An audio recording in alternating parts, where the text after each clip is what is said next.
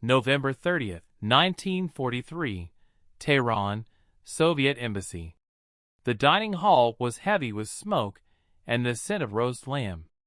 Allied leaders had gathered above, but in the embassy basement, a quieter scene unfolded, glasses clinking, voices lowered, a pause between toasts. Marshal Zhukov, the man who had held Moscow and broken the back of Hitler's armies at Stalingrad, set his glass down. His hand hovered for a moment, the stem trembling slightly in the dim light. Then he said words that none of his comrades would ever repeat in public. "Without the machines we received through Lend-Lease, we would have lost the war." It was not the kind of line that appeared in Soviet textbooks. Official histories spoke of the unbreakable will of the Soviet people and the endless capacity of its industry. Yet here, behind closed doors, one of Stalin's greatest commanders admitted a truth that could never reach the front pages. That victory had been carried not only on the shoulders of soldiers, but on 400,000 American trucks. The Studebakers, Dodges, GMCs, their names absent from official reports but etched into the memory of every man who rode to the front on their benches, every gun crew hauled into position, every supply convoy that clawed through mud and snow. The Soviet Union would later insist it stood alone, that its industry had supplied every need, that foreign aid was marginal at best. But Zhukov's pause in Tehran tells us otherwise. It was the silence before a confession, a moment when the machinery of propaganda yielded to the arithmetic of war. And the arithmetic was stark. Hundreds of thousands of U.S. trucks equaled more than twice the number the USSR could manufacture during the war. Without them, vast offensives would have stalled, cities would not have been liberated in time, and the Red Army's thunderous march to Berlin might have ground to a halt in the mud of Belarus. To understand how such a dependency arose, how the world's largest land power found itself saved by Detroit and South Bend, we need to step back 2 years earlier, to the summer of 1941, when German panzers surged eastward and the Soviet transport system collapsed under the weight of invasion. Here's June 1941, Western USSR. When the thunder of Operation Barbarossa rolled across the Soviet frontier, it did more than shatter armies. It shattered the very arteries of movement. Columns of trucks burned along the roads from Minsk to Smolensk, abandoned with their hoods up and engines torn out. Horses, still the backbone of Soviet supply, collapsed in the mud or were slaughtered for food. Within weeks, more than 120,000 Soviet trucks had been lost, destroyed in combat, captured by the Wehrmacht, or simply worn out on roads never meant for mechanized war. The Red Army, built on sheer manpower, found itself unable to move that manpower effectively. Infantry trudged on foot for days, while German motorized divisions advanced over 100 kilometers in the same span. Artillery that should have been redeployed in hours took days to drag into place. A Soviet veteran recalled bitterly, "Our men marched until their boots dissolved. The Germans were already there when we arrived." Soviet industry tried to respond, but its capacity was brutally limited. In 1941, factories shifted east of the Urals under emergency evacuation, but the price was chaos. The GEZ and ZIS plants could produce only a fraction of what was needed. Even when trucks rolled off the line, they were fragile creations, designed for city streets and light cargo, not for the endless mud of the Eastern Front. Soviet engineers recorded that many of their models broke down after just 10,000 kilometers. Compare that to the 100,000-kilometer lifespans later logged by American Studebakers, and the gap becomes clear. By late 1941, the Red Army was bleeding mobility. Fronts that could field 500,000 men often had fewer than a few thousand usable trucks to keep them supplied. To compensate, soldiers loaded supplies on sledges, handcarts, even their own shoulders. Ammunition trains crawled forward on rail lines, but once shells left the wagons, there were too few vehicles to carry them the last miles to the front. In the snow before Moscow, men fought with rifles, but starved for shells, because there were no trucks to bring them up in time. It was here, in this grinding collapse of Soviet transport, that the seeds of dependency were planted. Stalin's armies could produce tanks and guns, but they could not move them at speed. Victory would depend not only on men and machines, but on wheels that the USSR could not provide for itself. And far to the west, across the Arctic seas, convoys were already being assembled, carrying the machines that would change the balance of movement. September 1942, Murmansk docks. The cranes creaked against the wind as gray hulls loomed in the harbor, battered from their run through Arctic storms and U-boat attacks. American sailors watched as Soviet workers clambered over the decks, guiding down wooden crates, pallets of spare parts, and then the cargo that mattered most, long lines of Studebaker trucks, still gleaming with factory paint, their tires lashed for the crossing. Engines coughed into life one by one, and for the first time, the deep, steady rumble of Detroit could be heard on Soviet soil. The convoys came by 3 routes. The Arctic Road, the most dangerous, where merchant ships steamed in darkness while Luftwaffe bombers hunted overhead. The Persian Corridor, a miracle of logistics through Iranian mountains, with American drivers hauling trucks in pieces for final assembly in Soviet territory. And the Pacific Route, quieter but no less vital, where ships sailed from San Francisco and Seattle under neutral flags to Vladivostok, then disappeared into the railways of Siberia. By the end of the war, more than 427,000 trucks had made this journey, a figure more than double the entire Soviet wartime production. What arrived was not just quantity, but quality. The Studebaker US-6 could haul 2.5 tons across terrain that swallowed Soviet-made ZIS trucks whole. Its straight-six engine delivered 94 horsepower with a reliability that astonished Red Army mechanics. It carried a winch capable of pulling guns out of swamps, and a frame sturdy enough to mount Katyusha rocket launchers. A veteran driver later remembered, "Our ZIS broke down after 10,000 kilometers. The Studebaker never seemed to die. It was like moving from a mule cart to a locomotive." Numbers told the story starkly. In 1941, Soviet factories could manage fewer than 80,000 trucks. In that same year alone, Lend-Lease shipments promised over 140,000. By 1944, for every Soviet-built vehicle delivered, 2 American machines were arriving by sea. And while Soviet models rattled apart in mud and frost, the Studebakers clocked a mean time between failures nearly 10 times higher. That meant fewer breakdowns, faster redeployments, and entire offensives supplied without interruption. Yet the impact went beyond the battlefield. A Studebaker convoy brought not only shells and food but speed, the ability to shift whole armies in days instead of weeks. Infantry that once marched to exhaustion now rode to the front, conserving strength for battle. Artillery units that had crawled forward with horse teams now thundered ahead, pulled by dependable engines. The Studebaker, with its wide wheels and deep gears, seemed built for Russian mud itself.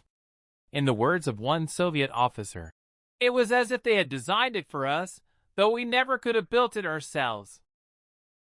These trucks were more than machines.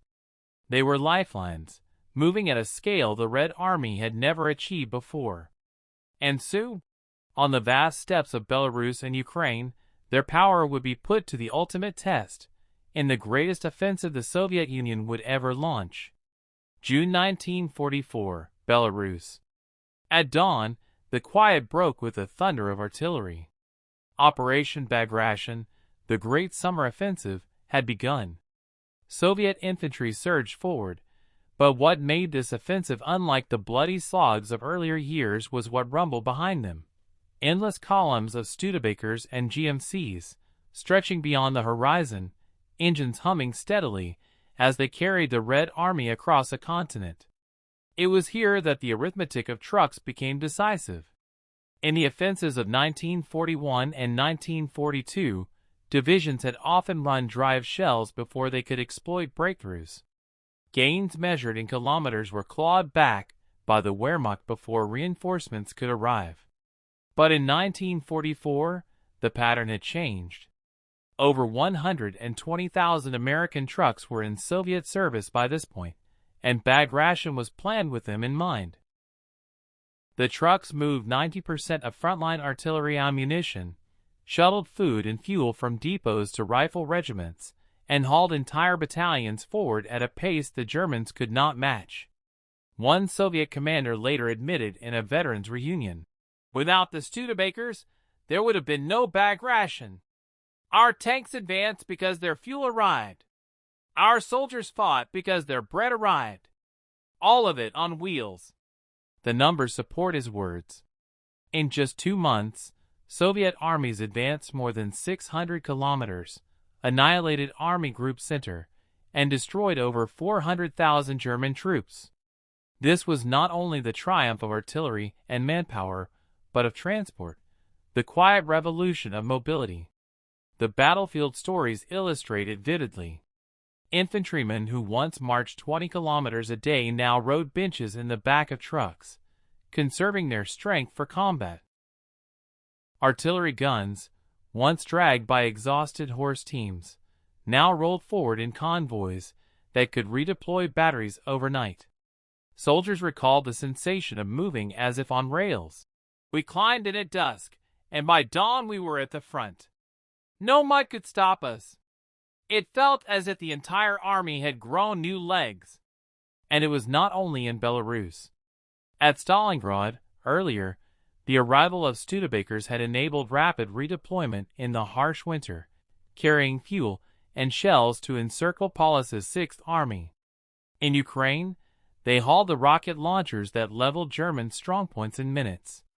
In Poland and East Prussia, they carried bridging units that spanned rivers at a pace unimaginable with Soviet transport alone.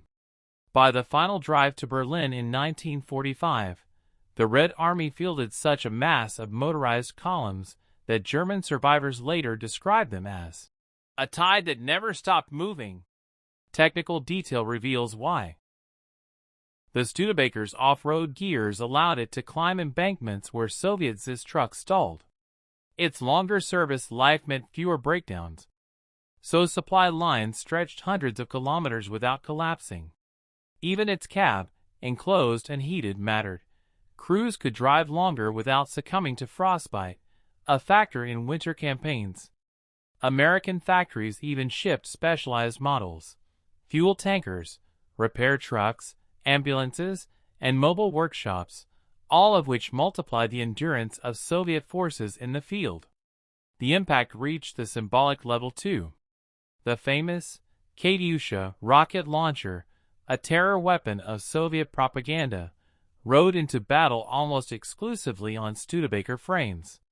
Photographs of victorious parades in Berlin show row after row of Katyushas mounted on American trucks. It was a paradox of history. The icon of Soviet firepower perched on American steel. By spring 1945, the synergy of Soviet manpower and American horsepower was complete. Red Army spearheads crossed the Oder River and surged toward Berlin, supplied almost entirely by Lend-Lease transport. A war diary from a Soviet logistics officer recorded in April. "We calculate that over 2/3 of frontline deliveries are now on American vehicles. If these columns stopped, the offensive would stop." And so, when the red flag was raised over the Reichstag, it was not only the triumph of Soviet endurance and sacrifice. It was also the triumph of industrial cooperation, one carefully hidden from public view. For in victory parades and official histories, the trucks disappeared, erased by censorship. But the soldiers remembered. The hum of engines, the smell of gasoline, the sensation of riding toward Berlin in a machine stamped, "Made in USA." These memories lingered long after the official story had been rewritten. The war had been won not just with rifles and courage, but with wheels. And when the guns finally fell silent, The silence was filled with another sound, the deliberate omission of those wheels from history.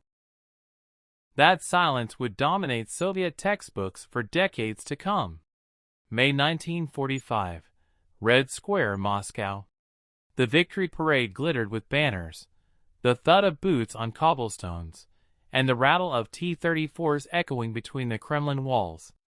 To the crowds, it was a vision of Soviet self-reliance, Russian steel, Russian courage, Russian victory. But notice what was missing. The endless columns of Studebakers and GMCs that had carried men and guns from Stalingrad to Berlin were nowhere to be seen.